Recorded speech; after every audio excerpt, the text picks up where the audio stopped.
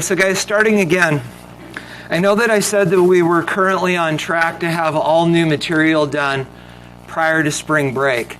The mistake that I made was I was simply counting Mondays and Thursdays as A days and just sort of frog marching through the calendar. I forgot that there are disruptions to our calendar that aren't just things like President's Day. We have a minimal day related to the end of the quarter that doesn't really impact us, but it gets a little weird. We also have a day that they're counting as an online day. That's actually when the juniors will take the ACT this year. Anyway, there's a mess. What that means is we actually are 2 days over. And to me, those 2 days are going to be important. And I'm mentioning this to you now because I know that you, like me, are starting to plan into May and think about what all of this is going to look like.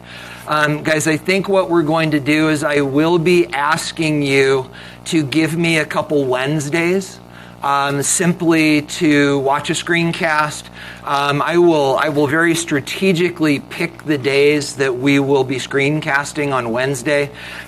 They will be days that are pretty straightforward. You'll see it'll be fine. I even considered cutting some material out of our units, and that didn't make sense. So I wanted to plant that at your feet.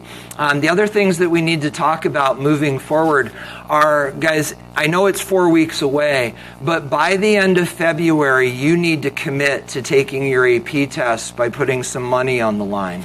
Understand, and I'm just giving you the heads up on this, you will actually make that commitment with me long before you have money on the line. Guys, what you're going to see is in the next couple days, I am going to be ordering all of us review books for the AP chemistry test. I am going to ask if it's possible that you please pay for them. They're about $15. It's yours to keep. And guys, these are golden nuggets when you get to college because it's basically chemistry 105 at BYU or 1010 at another school, whatever freshman chem is. Guys, this is a crash course in freshman chem that will save your butt in college. So they will be yours to keep. Understand if there's financial hardship. I can pay for them for you. It doesn't come out of my pocket. It comes out of AP money. But guys, the assumption is you can pay for them unless you talk with me. In addition to that, relative to paying for AP tests, guys, please do not take this test because of finances. This year more than ever, money's tight. I get it. I know that some of your families right now are in tough financial positions, lost work due to COVID, layoffs, whatever those things may be. Guys, please, and this is true for all of your AP tests, guys, don't miss a test because of dollars. We have, as AP teachers, access to money that we can pay for your tests. We will ask that you apply for reduced testing fees, which always gets approved, and then the test fees go down, and then we make up the difference. Guys, please, there's no shame in this. There's no shame in this. If you need that support, please come and let me know. So guys, what's going to happen is this. Sometime, probably the second or third week in February, you are going to enter into a covenant with me. And you are literally going to sign your name to a piece of paper that says, I am going to take the AP test. I understand right now I'm going to fail it because I don't know fully what I'm doing. And therefore, here are all the things that I commit to in order to take the test. Guys, understand that if you choose at that point not to take the test, that's totally fine. The expectation is you're still working with us, but you will be held harmless for all of the milestones that we set out relative to preparing you for the test. Now, guys, if you say yes, your word is your sign. And guys, you have now entered into an agreement that says, I am going to be doing things weekly between now and the test to get ready for this test. And guys, I'll tell you right now, this works. I have people that come back every year after spending a year or two in college and go, thank you. You are the only teacher at Orem High that taught me to study for high stakes tests. Guys, this works and it works well. But understand, I also have students that end up with struggling grades because they don't follow through on these commitments.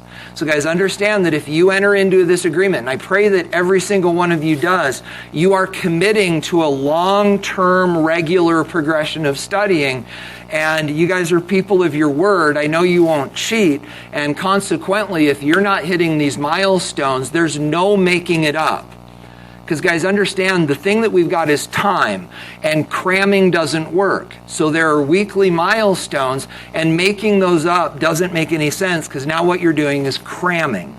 And these weekly milestones, guys, will eventually catch up with you. We'll talk more later. So again, in review, be thinking about whether or not you're going to be taking this in all your tests. We need money at the end of February. And again, we will, just a couple, two, and we'll be doing a couple Wednesday things. So, guys, anything there you need clarification on? And again, please, if dollars are an issue, whether it's relative to the review book or whether it's relative to AP test, please let me know because I would love to throw money your way.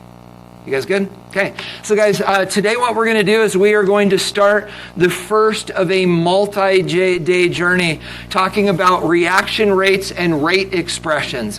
Guys, I would encourage you to write this down because here's what you're going to find. This is the only day we're going to talk about rate expressions. And so for the remainder of this unit and for the rest of the year, we're going to talk about something called rate laws. And guys, you understand by now that the questions on the AP test are always progressive. Question 1, letter A, it's kind of a gimme. Question 1, letter B, builds on letter A, then C builds on B, and you get the idea. Guys, we'll talk more about problem-solving strategies relative to that later. But here's the problem. The rate questions that they will ask you on the AP test, the first question tends to be a rate expression. They're really simple to write.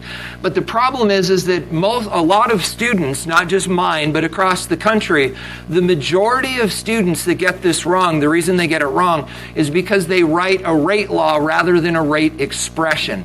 They're completely different even though they sound the same. So guys, do something in your brain that says these are not the same because you'll see in a minute, well, you'll see in the coming days that they're not. So with that said, guys, let me explain to you what we're going to do today. So the first thing that we're going to do is we are going to do a generic study of reaction rates. You learned a little bit of this last year during COVID. We explored a little bit in lab today. If you weren't in lab last time, we're going to quickly get you up to speed. And then, guys, we're going to grab our calculators and we're going to start crunching numbers and we're going to learn some interesting things about reaction rates. Then when we're done with that, we're going to put these things in another context, a more realistic context, and then we're going to wrap up by talking about rate expressions. So guys, with that said, let's go back and talk about the lab. These are the fundamentals.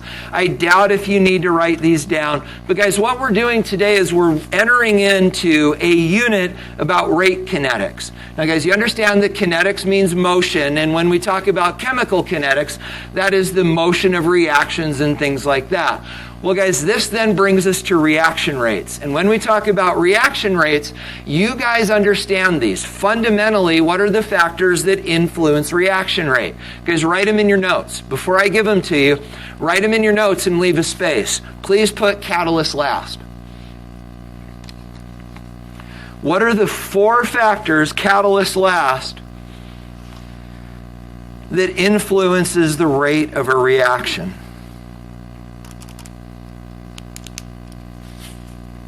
Guys, as you're writing this down, if it's not too disruptive, maybe grab your labs.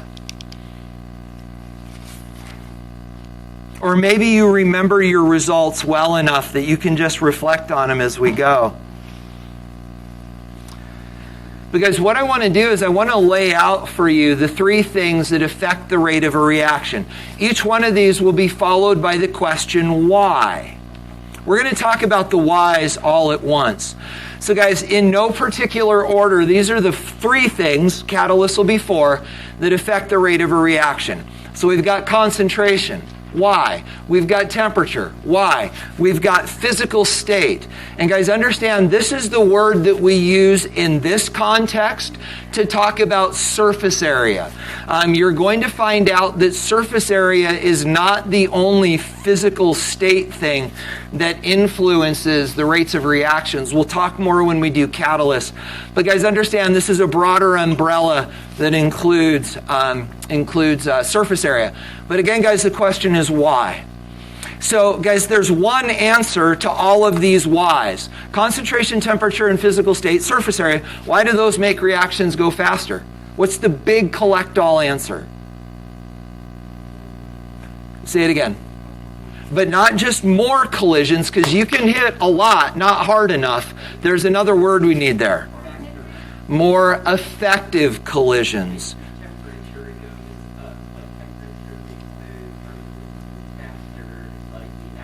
Correct.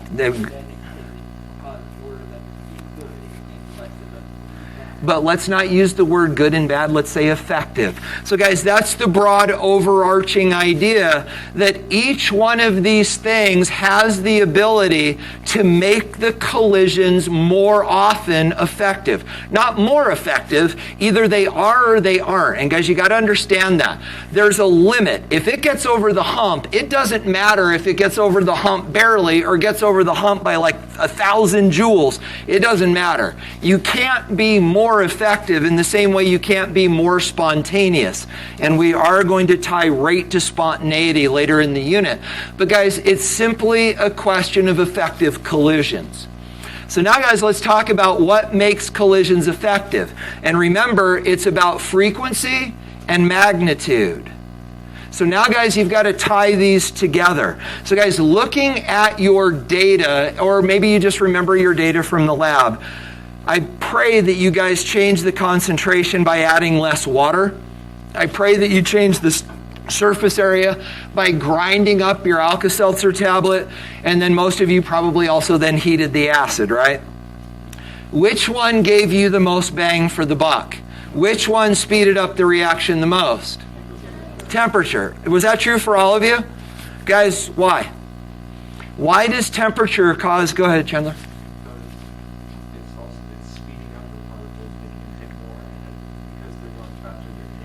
You're double dipping, right? It's frequency and magnitude. And guys, that is the only change that impacts both. Temperature is the only change that changes the frequency and the magnitude. So then, guys, let's talk about the others. What about surface area and concentration? Which does that change? It only increases frequency and not magnitude. So guys, I know that was sort of a flowing conversation, but there are some big ideas in there. So we talked about the whys, we talked about effective collisions, we talked about frequency and magnitude, and then at some level we talked about how these things influence frequency and magnitude. Again, temperature is the only one that changes magnitude. So anything there you need to talk about? You guys good? Okay. So then the last one, of course, was a catalyst.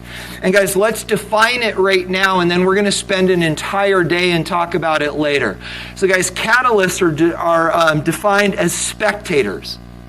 Not in the same way that we have spectators in aqueous reactions that we don't include in the net ionic equation. Yeah, you have a lot to review. Guys, spectators are simply substances that encourage reactions to take place while not being a reactant or a product. And the thing that's weird, guys, and we'll spend a whole day on catalysts, but guys, sometimes a catalyst is both a reactant and a product. It gets consumed and then it gets created. Sometimes a catalyst is neither a reactant nor a product, and it's simply a surface upon which the reactions happen more readily. But we'll get into that more later. So guys, you doing good right now? Are we all on the same sort of foundational page?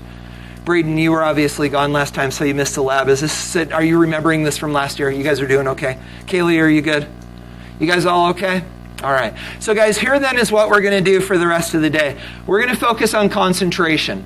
The only thing we're going to talk about today is how concentration affects reaction rates. And that's eventually what we're going to represent by writing rate expressions.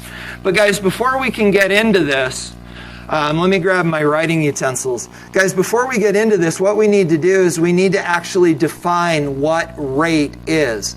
And I understand that some of you have taken physics and you have more of an insight into this, but let's just talk about it so we're all on the same page. So when we talk about rate, we're talking about the speed of a reaction. But guys, when we measure the speed of a reaction, what we need to do is we need to talk about what our units are. So guys, if you're measuring the speed of your car, what are the units? Miles per hour. So it is a change over time. You guys ready for a weird question? Come up with any other rate that you measure in your daily life. Weird, right? I can think of 3 or 4. Another rate that you measure in your daily life. Go ahead. Say that again. Well, let's talk about that. So, guys, most of you know that in your car you've got a speedometer, right? But then you've got another needle. Most of you have no idea what it is, right? You know that when you step on the gas, one moves faster than the other. So, guys, what is this other needle telling you? RPMs, how fast your motor is spinning in revolutions per minute. But that wasn't your context. What were you talking about? You drive a Standard? Can I drive it? I seriously grew up driving motorcycles and Standard trans. I miss it. Like, I put my hand on the gear shift of my truck because it just wants to be there. And it doesn't do anything. It drives me crazy. What do you drive? Just a Santa Fe. They're pretty rare to be. That makes me happy. You can use a clutch. Guys, can you think of any others? Come on, you guys are skiers. Snowfall in inches per hour? Or even inches per day? If we get an inch an hour, that's a pretty huge storm. Others? All right. So, guys, regardless, what we need to understand is that speed is always something that is measured in intervals of time. The one that I used to really track when I was in college was actually the flow rates of the rivers that I was a guide on. I don't know if you know that. I was a river guide in college. And we would actually, this was pre-internet, we'd jump on the phone and we would actually call a hotline number that would tell us the flow rates of these rivers in cubic feet per minute. And we would know where we could and couldn't float based on that. Yeah. Oh, good. Yeah, your heart rate and beats. I'm embarrassed that I didn't think. And then also revolutions per minute, cranks on a bike. I like it. Absolutely. All right. So guys, with all of these as an example, let's then talk about the units that we use to measure rates of reactions. So guys, fundamentally, what do reactions do? Stupid, but they turn reactants into products. I know. So if reactions turn reactants into products, then what we need to do is we need to keep track of the number of moles, right? That's how we count particles, the number of moles that are changing per unit time. You get the idea? Okay. So guys, in order to drive this idea home, I'm not going to ask you to collect this data, but we are going to analyze it in a minute. Guys, we are going to consider a hypothetical interaction where something called A turns into something called B. We're going to bring real chemicals into this eventually, but let's build some principles first. So guys, A is turning into B. A is red, B is blue. Here we go. So guys, what we've got here, and again, don't write this stuff down, but guys, what we've got here is mason jars. Clearly intended to tell us that this is all sort of hypothetical or fictitious. But the idea is this, guys. Time 0, what's in the mason jar? Red. And then as time goes on, let's call these minutes, 20 minutes, 40 minutes. Guys, what's happening to the amount of red? It's going down. What's happening to the amount of blue? It's going up. And so guys, as a result, we can actually collect some data from this, and we can say, okay, as this reaction starts at time 0, we have, let's call it a mole. We have a mole of A, and how much B do we have at time 0? 0. But now guys, you're watching this and you're going, wait, this is stupid. This is mason jars. Guys, you're about to find out something that for some of you is going to be sort of not life-changing, but is going to totally change your perspective on what you already know about chemistry. So guys, 20 minutes later, what's going to happen to the amount of A? Up or down? Down, right? What's going to happen to the amount of B? Up. By how much? The same amount that A went down. Yes? Guys, and this is not always going to be the case. Wait for a couple days. This gets way more complicated. But for now, A is simply turning into B. So every A that gets consumed, a B gets created. It is a completely linear direct relationship. So if this goes down to 0.54, this goes up to 0.46.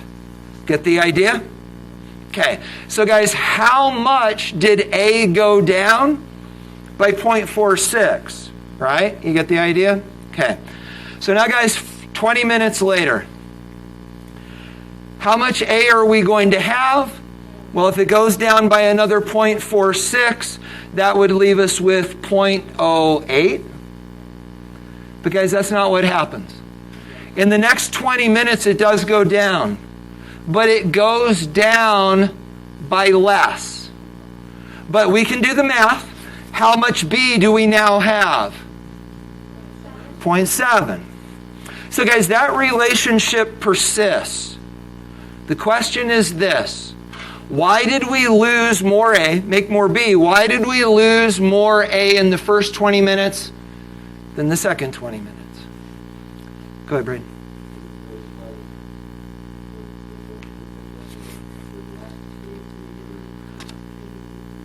Take us back to that. Take us through that thought again. You're exactly right. Can you flesh that out a little more? Okay. Beautiful. Yeah. I'm sorry, finish. Yeah, and do you see how that just cycled back on what we talked about just a minute ago? What are the 4 things that affect the rate of a reaction? Temperature, stop at concentration. Do you see the connection? Because Braden immediately took this to the collision model, which is exactly where this idea needed to go. But guys, fundamentally, you're talking about probability, and it's all probability. But guys, fundamentally, what is happening to the concentration of A as the reaction goes down? It's going down. And because the concentration of A is going down, the frequency of collisions is going down, and the rate is going down. Guys, kind of sounds like half-life, right? Right? Think about what we learned last year about half-life during nuclear chemistry. And we said after one half-life, half of uranium turns into something else. After another half-life, do we lose the rest? No, we lose a half of a half. Remember that concept? Guys, the same thing is going on here. These are half-life relationships. That in the first period of time, if we lose half, in that next period of time, we will lose a quarter because we have this ever self-consuming process going on. Do you see the connections there? Okay. So guys, that is true not just of these silly red and blue balls inside of a mason jar. Guys, this is universally true.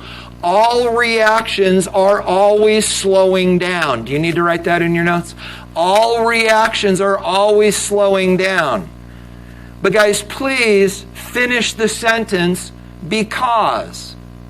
Why are reactions always slowing down? Braden did a great job of starting into the explanation. But guys, something that satisfies your understanding, because this is important. Reactions are always slowing down.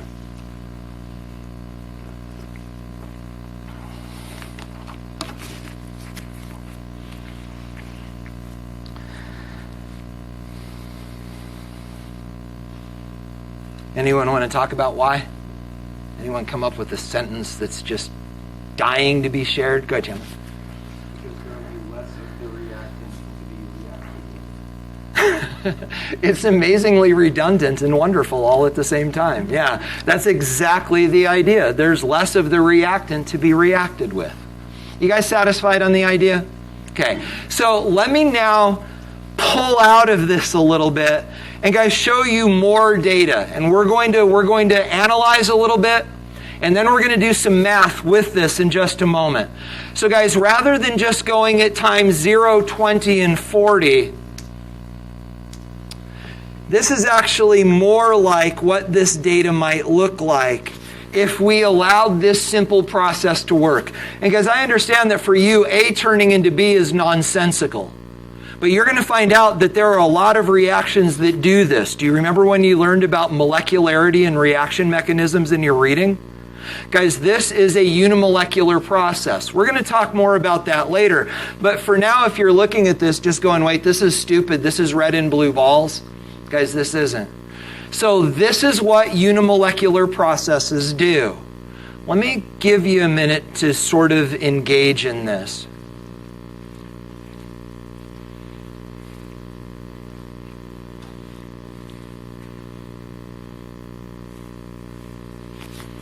So guys, notice we've got time, we've got moles. What I'd like to do though is I'd like to ask you, this is hard, but I'd like you to look at this graph as if you hadn't seen the previous slide. Imagine that you were just stumbling into this blind and you were asked to analyze what's going on. So guys, first of all this, which is our reactant, A or B, if you hadn't seen the mason jars? How do you know it's A?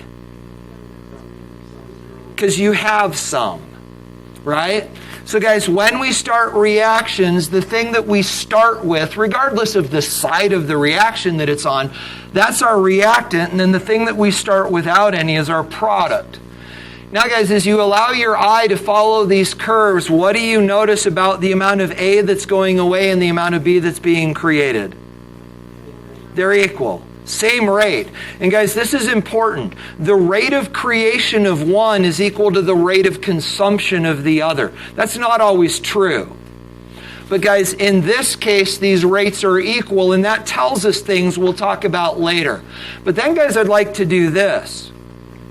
What if we kept these lines going out to infinity? So guys, if we allowed these lines to continue on, eventually what do you think they're going to do? Where's this line eventually going to end up? Somebody said the word. Ronnie, was that you? There's an asymptote. And guys, that asymptote is at 0. And if you don't understand the concept of asymptote, we never reach it. Guys, understand when you're dealing with reactions that are functioning on the order of moles of things, right? More stars in the sky are salt particles in 58.5 grams of salt, right? We're talking about uncountable numbers of things. And because that's true, dealing with these ideas of probability, this is an asymptote and this is an asymptote. And technically what that means, guys, is reactions never physically stop. For all intents and purposes, they do. But guys, understand, these are asymptotes. If we do the math, and we won't, but if we do the math to generate these curves, those are asymptotes. We never get to 1 and we never get to 0. They don't go back there. You get the idea? Okay. So guys, with that said, anything there that you find interesting or compelling or things you'd like to talk about? Yeah? I know this is like not really like real life applicable. Yeah. But what if you took two molecules? Yeah, right? Yeah, right. And then it's gone, right? And then we're done. Yeah. So, and that's the problem, right? And I don't know. I know every year people ask that question. We do half-life as well, right? That if you've got a chunk of uranium, after one half-life, you lose half, and then you lose a fourth, and then it just goes. And it's an ever-decreasing fraction. But don't we have to get to the point where eventually we say there's one, and when it decays, there's none? Or similarly here, right? And you're right, that in theory, that makes sense. But in practice, given the context of the number of things we're talking about, we don't think of it that way. Yeah. Does So guys, one other question. You ready? I'm going to push you mathematically just a little bit. Talk to me about slope. So guys, let's take a look. We are not going to do a deep dive on slopes. You may understand that slopes are tied to derivatives. We will get into that in lab. It's actually a great day because all of a sudden calculus has a practical use. I know, right? But guys, understand I will not ask you to it's not part of the test. It's not part of the content. You don't need to know how to do first and second derivative. We'll let the computer do it for us. But guys, these are tied to derivatives and instantaneous rate, but we're not going to talk, we'll talk about it, but not through the lens of what you learn on the other side of third floor. With that said, you should understand that slope M is equal to rise over run, which is functionally change in Y over change in X. So guys, with that said, let's talk about this. Positive or negative, what is the slope of that line? Positive. The other is negative, right? And then guys, if we could find the slope at any given point, and I did my best to try to do this, but guys, if we could find the slope here and if we could find the slope here, first of all, we would understand that the slopes are equal but opposite. Is that okay? But guys, also this, if we compare the slope over here to the slope down here, what is happening to the slope? Is it going up or down? Looking at the red line. The slope is going down. Why is the slope going down? What does that tell us about the reaction? Why is the reaction slowing down? Braden's explanation, right? Why is the reaction slowing down? We're consuming reactants. So guys, we've got it conceptually. We understand, I can't even repeat Chandler's sentence, but we understand that the reactants are, you said it well, you know what I'm talking about.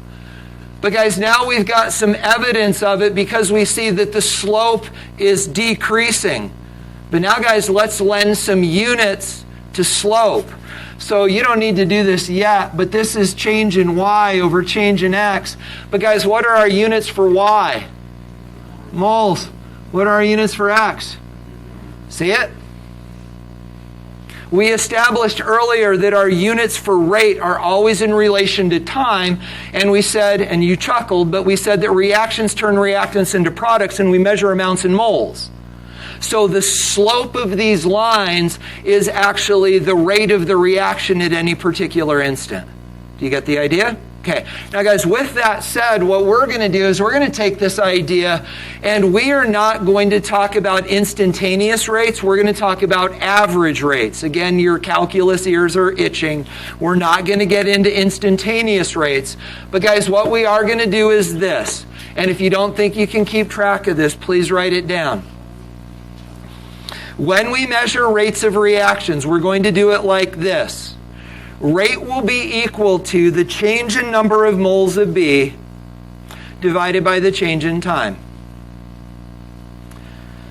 Again, the change in number of moles of B divided by the change in time. But guys, there's something important going on here. Which one's B? The product. Guys, we track product concentrations for now. And actually, I'm sorry, I said that this is subtle, but not what we're doing. That's not a concentration. That's a number of moles.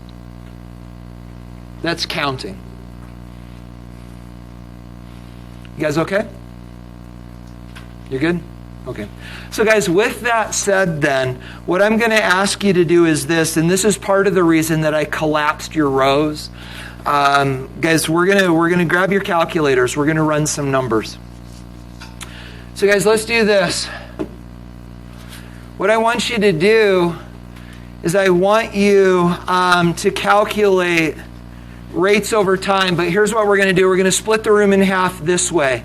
So we're going to go in 10-minute intervals. So if Nathan and then all the way down to Ethan, you guys are now a cluster of 4. If you would do the time interval between 0 and 10 seconds, and then if you guys would please do 10 to 20, if you guys would do 20 to 30, 30 to 40, 40 to 50, 50 to 60. So guys, please run these numbers. And then please compare with those around you.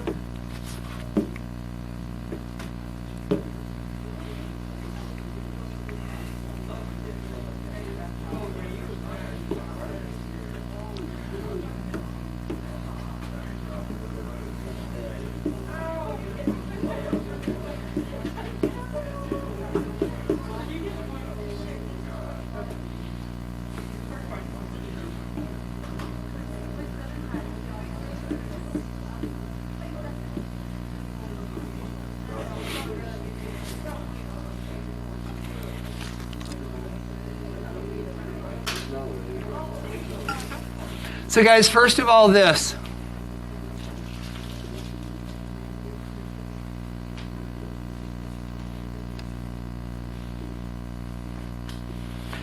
What did all of your calculations have in common? Your time interval. You were all doing 10-minute intervals. So guys, all that you were left with then was to figure out your change in moles, and then, dividing by 10 is just moving the decimal place one place. But guys, with that said, let's talk a little bit about a couple things. First of all, what are your units for all of your calculations? Moles per minute. So we're going to go moles over minutes. And then guys, from there, let's get some numbers. So Nathan, what'd you get? 0.026, and then here 0.020, looking at significant digits, 0.014, and then it was here, right? 0.010, 0.008, and then 0.006. So guys, understand that we are losing a little bit of the interesting pattern here in significant digits. But now there's another interesting thing here for us to talk about. First of all, you'll notice that the rate's slowing down, right? The numbers are getting smaller. But what else do you notice about these numbers if you look for patterns? Emma, can you tell us what your fingers are showing you? Yeah. What's happening to the rate at which this is slowing down? It's slowing down, because that's the second derivative. The rate at which it's slowing down is slowing down. We will be talking about this more later as well. And guys, again, I know I keep talking about derivatives and asymptotes and instantaneous slopes, and some of you are going, oh yeah, and some of you are going, huh? Guys, understand, I mentioned the concepts because it's nice for those of you that are doing calculus to tie this back to previous understanding. But understand, you don't need to know the calculus in order to understand the concepts. You simply need to understand the rate at which this is slowing down is slowing down. If you want to include that in your notes, you're welcome to do that. But conceptually, you need to understand that there is something else going on here, and the rate at which this is slowing down is slowing down. Is that okay? Okay. Now, guys, let me ask you this question. What I want you to do is I'd like you, please, to do this again, only now, instead of tracking the rate at which B was appearing, please do the math again in your interval for the rate at which A is disappearing. You done?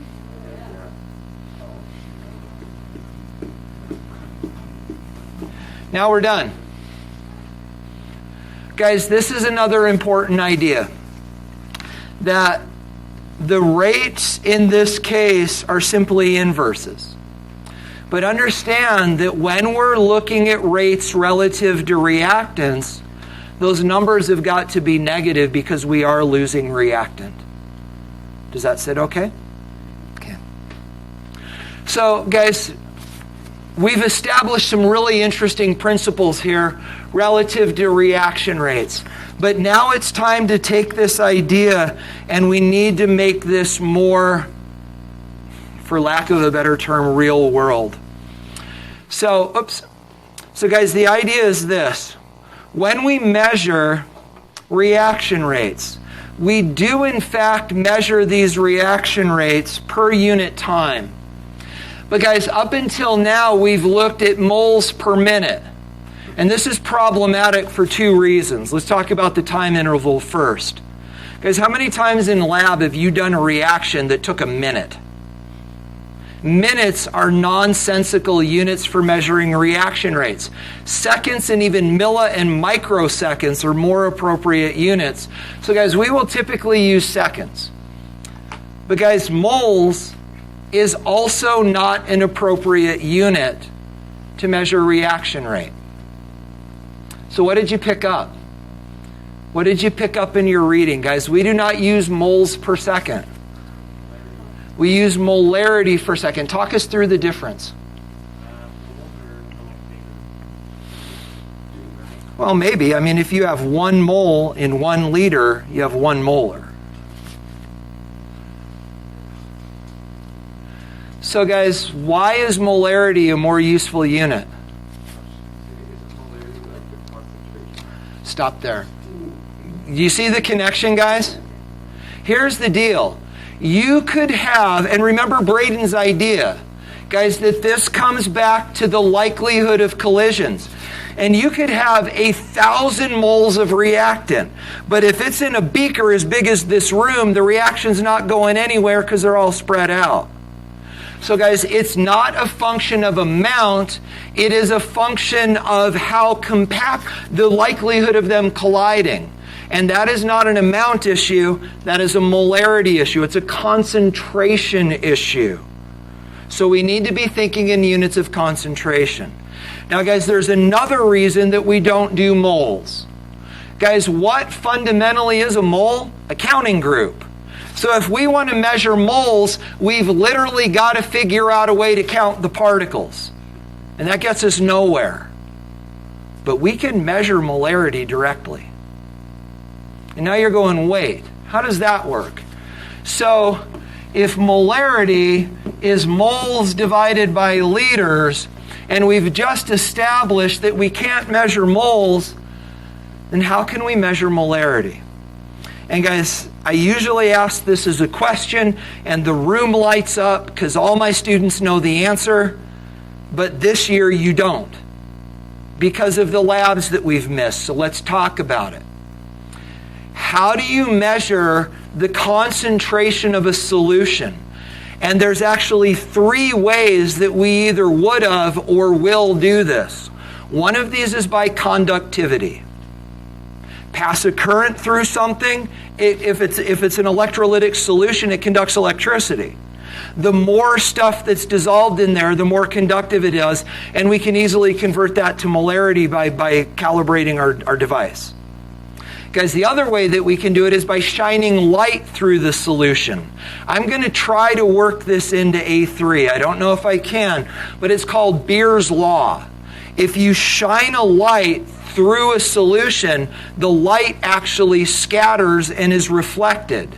And the more solute in the solution, the more that happens.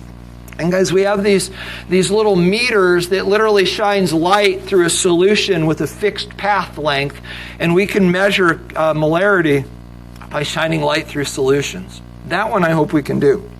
Then guys, there's another way that we can measure concentration. If it's an acid-base setting, we can measure pH. And guys, this you should remember from last year. pH is equal to the negative log of hydrogen ion concentration. And so if we shove a pH meter into a reaction, if we can measure the pH, we now know the molarity of hydrogen ion, hydronium ion. And I know for some of you, you're going, oh my goodness.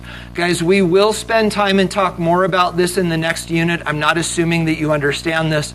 I just wanted to point out the idea for now. So guys, fundamentally then the idea is this. Our units for rate are actually going to be concentration units per time or molarity per second. These will be, no changes, these will be our rate units. So guys, with this said, Let's go back and let's now look at another reaction.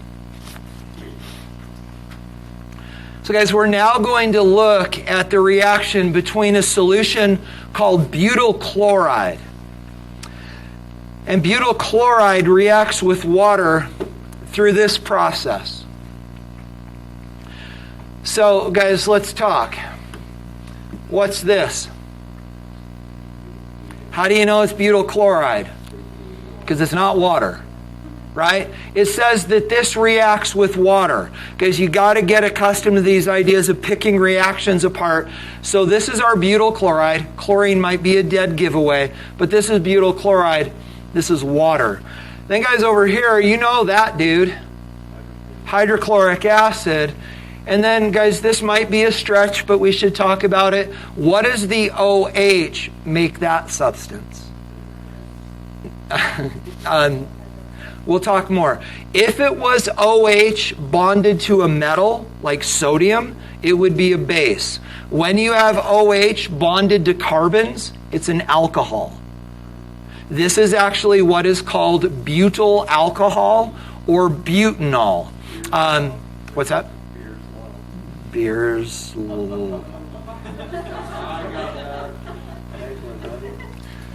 So guys, looking at this data. Wait, is that the type of thing that people wouldn't drink? It's not. That's actually ethanol. 2 fewer carbons. So guys, take a look. Other than, we're not going to super tear this apart, but I do want to talk with you about whether or not this data reinforces your understandings. So we've got time, we've got molarity. And then guys, what they've done is they've actually calculated the change in molarity over these time units. So we have average rates calculated down the right-hand side. I love that they put these numbers down at the bottom in improper scientific notation. Leaving the exponents the same, it allows us to actually just compare the roots of the numbers. But guys, does this jive with your understandings? Do you see the reaction slowing down? Do you see that in the data? Yeah? Do you see the rate at which the reaction is slowing down, also slowing down? That the gaps between these numbers are becoming closer. We okay? So guys, these are the things that we need to understand about reactions. Anything there you want to explore? You guys good? Okay. So guys, with that said then, here's the thing that we've got to now account for. Earlier in the day, simple A turning into simple B. Guys, even in this reaction that's a little bit more fleshed out, it's still one of these, one of these, one of these, and one of these. For every butyl chloride that goes away, a butanol gets produced. It balances with all ones. So guys, the question then becomes this. What if it doesn't balance with all ones? Write this down. Guys, these are what are called rate expressions.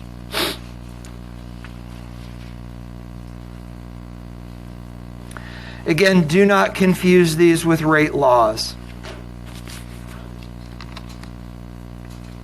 So guys, summarizing what I just explained to you, in the previous 2 examples that we looked at, the stoichiometry of those reactions was all 1. A to B, butanol, butyl chloride to butanol, it was all 1 to 1. Guys, the question is, what if it's not 1 to 1? Then what do we do? Well, guys, then what we do is we look at stoichiometric relationships. So let me show you an example of this. If you are scratching this down, I'll wait for you to catch up. But guys, don't try to write down the animation.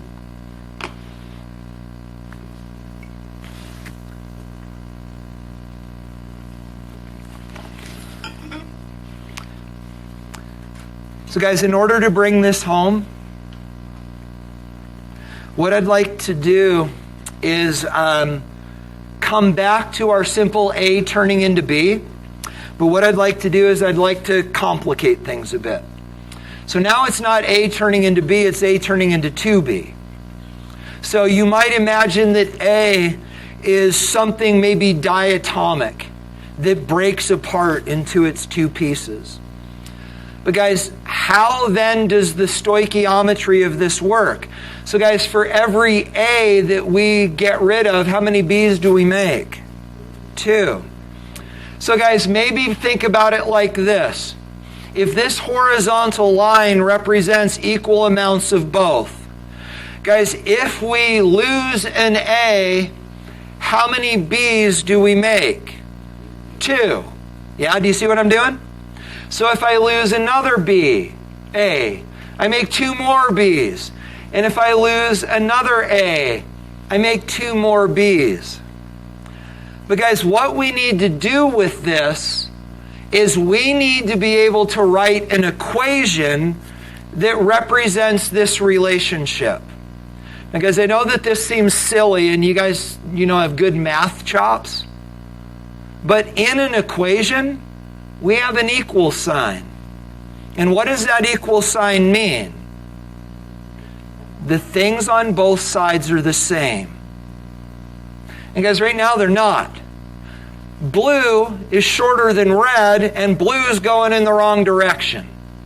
So guys, what we've got to do is mathematically, we've got to take what's on the left and turn it into the right. So guys, let's deal with the directional issue first. We need these both headed in the same direction. So what do we do mathematically to flip something in the other direction? Make it negative. So guys, what we're going to do is we're going to take the rate of the reactant and we're going to make it negative, and that flips it over so it's in the same direction. So now guys, the blue will be headed in the same direction as the red. But now we've got another problem because now the red is taller than the blue. So what can we do to red to make it taller than as tall as the blue? Divide it by... What do we do to this to make it the same height as that? Divided by 2. Now guys, when we do that, flipping this, now they're in the same direction, but this is too tall, so we divide it by 2, and now they are truly equal. So now guys, let's talk about the principles. When you write rate expressions, you always make the rate of the reactants negative. That changes the direction. Then guys, you also divide, in this case, by 2, but where did 2 come from? It's the coefficient. You divide by coefficients, and that accounts for the fact that the rates are not equal, because in this case, twice as much B is created as A is lost. So guys, those are the 2 principles. Make the rate of the reactants negative, that flips the direction, and then divide by coefficients. You got it? Okay, so guys, do this. So guys, this then is what this rate law would look like. Let me actually do that. That might have been too fast.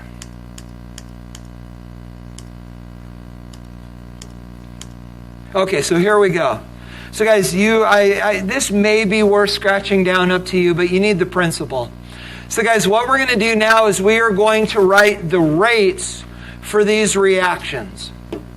So we've got the idea that this rate is equal to change. Let me do that different. Let me do that correctly. So guys, we've got rate is equal to change in molarity. Let's do it. Sorry, hold on. I'm not doing this well. Let me get rid of that. So guys, we've got the idea then that this is equal to the change in the molarity divided by change in time. So guys, the brackets mean molarity. So if we're going to write the rate for what's happening to A, the idea is that we've got a change in the concentration of A over a change in time. The bracket means concentration. So that is the rate, the expression of the rate for what's happening to A. The concentration of A is changing and time is changing. Is that okay? Now guys, let's set that equal to what's happening to B. B's concentration is changing and time is changing.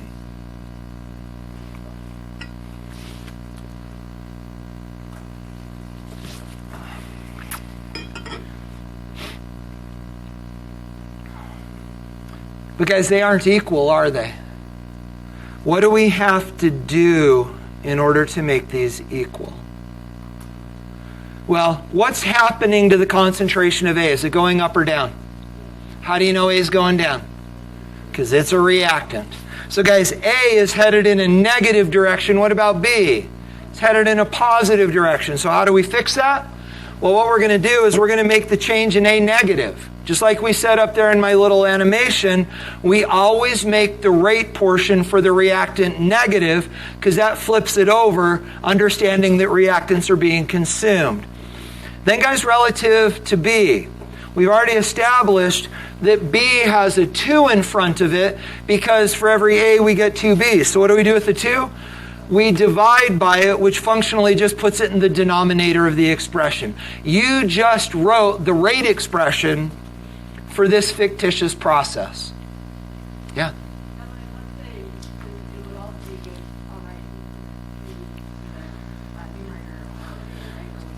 Absolutely, but at that point, there's so much to keep track of that it's just like head blown. So we're going to, if you prefer that, that's fine. You can multiply by the 2's, but the problem is this. Actually, that may even get you in trouble because the only reason that works here is because this is a 1 and this is a 2. But what you're talking about is multiplying the other by this. But this is not associated with this. And if these reactions get more complex, the math would become daunting. I would just divide by it. Absolutely. Well, and for me, it's keeping it simpler because the coefficient stays with the thing that it started with. So guys, with that said, write the rate expression for the decomposition of iodic acid.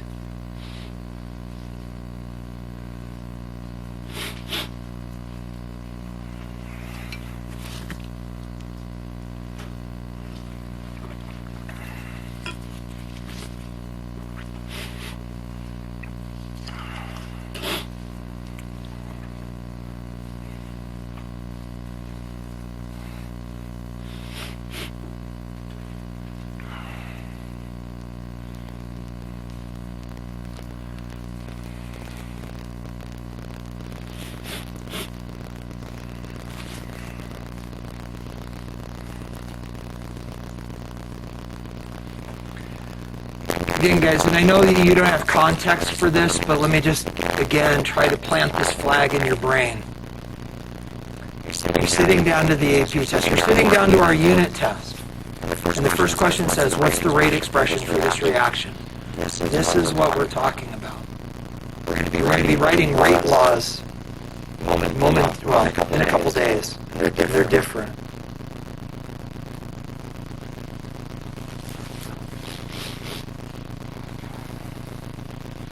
So allow me to draw the answer here, guys. Remember the 2 principles. Reactants negative, coefficients become denominators.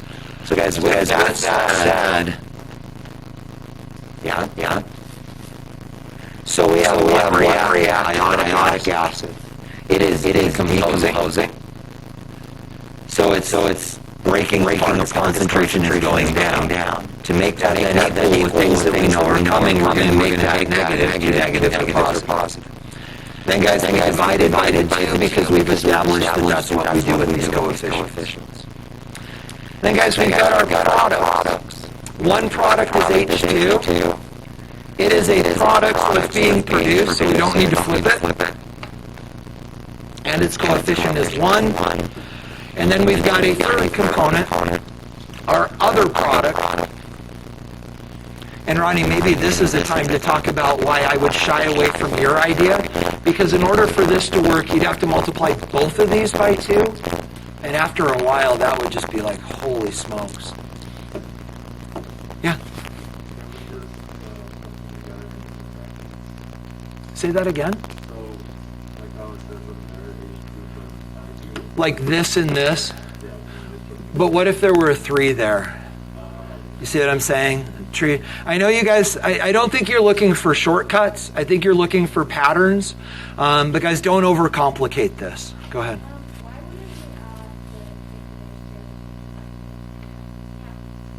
Oh, let me show. That's really interesting. And maybe that's what you were asking about brackets. So the idea is this. So as HI gets consumed, we make this and we make this. And they're being made independent of each other. So the reaction produces both at the same time. But what we can do is we can then ask questions like this. If this is being created at 1 molarity per second, how fast is that being created? Well, also 1 molarity per second. Or we could go, if this is being consumed at 4 molarity per second, how fast is this being made? Or how fast is this being made? So they aren't truly additive because the overall molarity is actually not the sum of the two. So, but what we can say is that they're equal.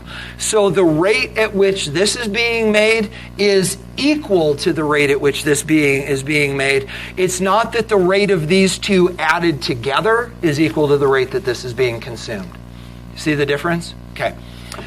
So guys, with that said, then let's answer this. It says if H2 is being created at a rate of 1 molarity per second, what is the rate of disappearance for HI? Guys, let me guide you through this because this is a little bit weird. So you'll notice what we're focusing on. We're focusing on H2, we're focusing on HI.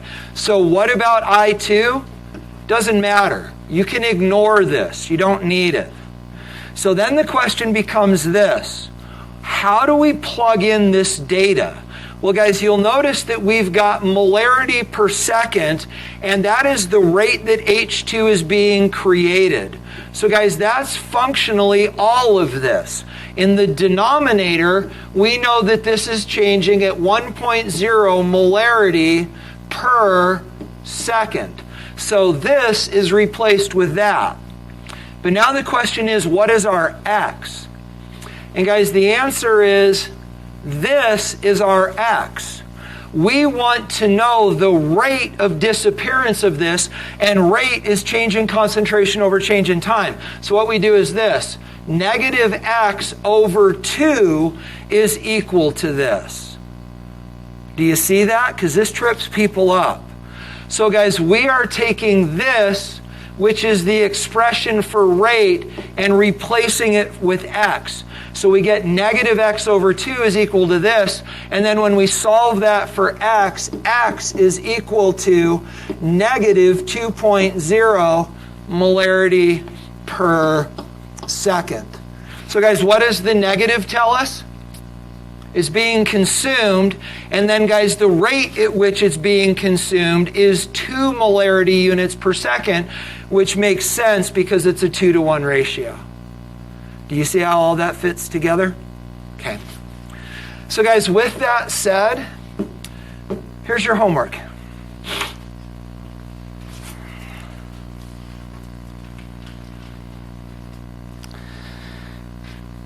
We do have a couple people in here that haven't taken the test yet.